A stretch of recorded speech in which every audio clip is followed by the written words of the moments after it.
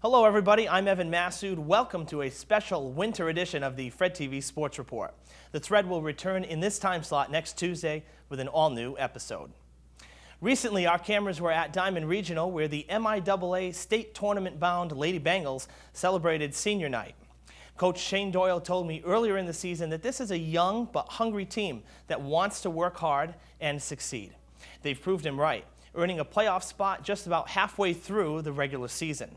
Senior night was a great way to cap it all off before winter break. And as always, the pregame festivities are an exciting moment as all three graduates-to-be, Michaela Marum, Kimberly DaCosta, and Samantha Correa were all honored by their coach and teammates. Pick it up in the first quarter.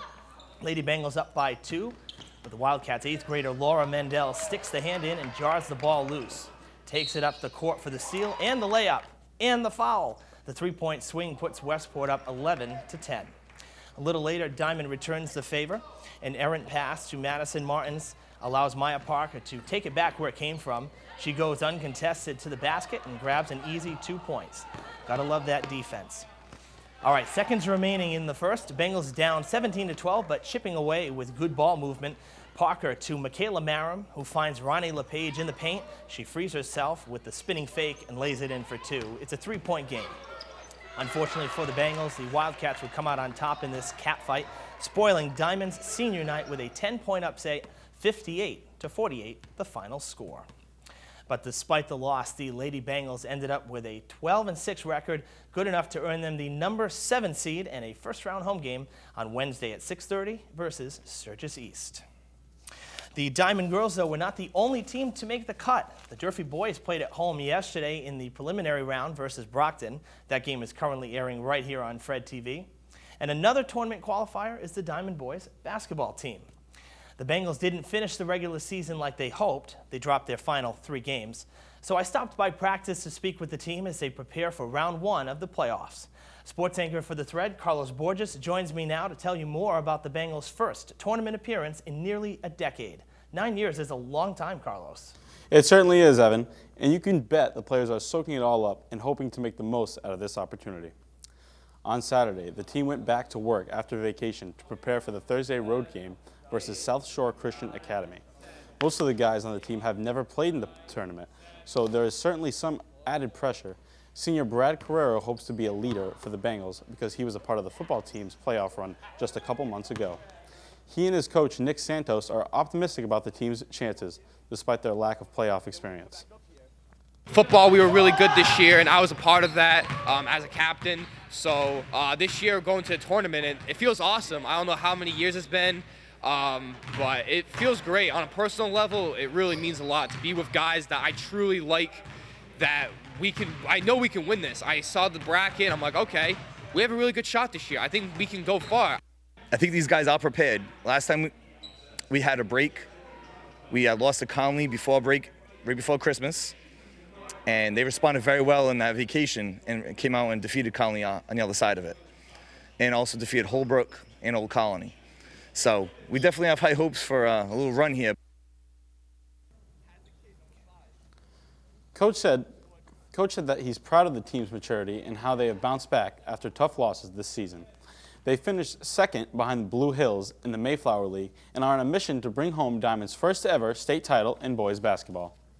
Well, as a matter of fact, Carlos, I was there with our crew for that Conley rematch that Coach referenced. It was a great game. The Bengals trailed by more than 15 points midway through the third quarter, and they ended up winning by 5. It was one of the best games we saw all season. Thanks, Carlos. Now, during the week, there were a number of camps and activities for the youth of the city to partake in and keep busy. One such camp has become a staple for school vacations here in Fall River. It's the J&J basketball camp. Led by 2 Durfee grads, Jeremy Lavoie and Jason Springer, the 3rd annual camp welcomed players from elementary to high school. Jeremy stressed that prior experience was not a necessity because players will learn about the sport when they attend, and maybe a bit more. He says learning to be a good person is just as important as learning the rules of the game. I teach these kids basketball skills as well as life decisions, you know, making life decisions on the streets and school and wherever your household. You know, it's all about respect, and give respect to your parents. And if you don't have parents, well, whoever's your caregiver, give respect to them and take everything you learn from J&J, you'll take home and you'll install it in your home or your schoolwork or education, whatever the case may be. It's also, everything's a tool. You'll learn something here, guaranteed. I spoke with a number of players while I was at the camp, and they offered testimonials of how great the J&J basketball camp is and why they continue to come back each year.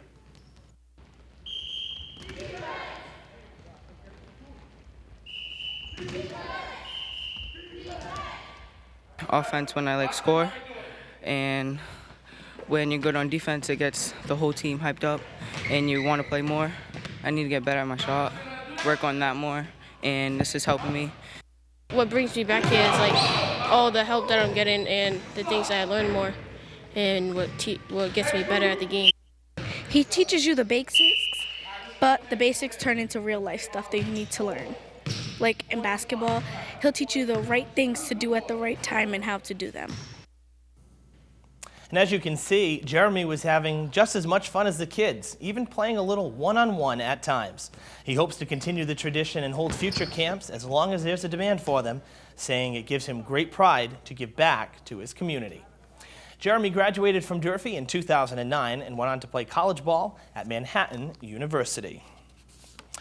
Well, despite being in the midst of winter sports playoffs, it's never too soon to start thinking about outdoor sports, especially after the great weather we just had last week.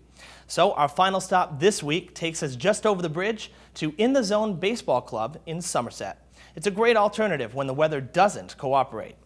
In the off-season, players from across the area head inside In the Zone to take batting practice and get ready to tear the cover off the ball this spring. Led by Jake Ferreira and Jay Martin, the Fall River Royals have won 3 consecutive championships in the Fall River Independent Baseball League, known as Fribble. And in my 5 summers covering the league, they've made it to the finals every season. Some changes, though, are coming to the team, so I caught up with Jake at a recent practice to find out what's new for 2017. This year, we're joining forces with the Cardinals, Rhode Island Cardinals. Great group of guys, about 5 to 7 guys are coming over. Nate Grandchamp is their manager. He's going to take responsibilities on our team, on our end. I'll still be involved a little bit. Jay will still be involved a little bit, but on a much lesser scale. But a lot of great guys that are coming over, including Kyle Vasquez, who I played with in college. Great pitcher, pro athlete there, San Francisco Giants organization. And having played with Nate, I know he's going to be a good fit for us. And from what I gather, the Royals just put the rest of the league on notice that they are not backing down and fully intend on defending their crown for an unprecedented 4th straight season. Well, that is going to do it for this special edition of the FREDTV Sports Report.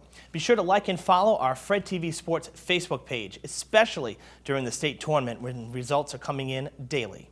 I'll be updating it throughout the week. And a big thanks to our great student crew behind the scenes who ran the show today. They're hard at work for our next episode of The Thread.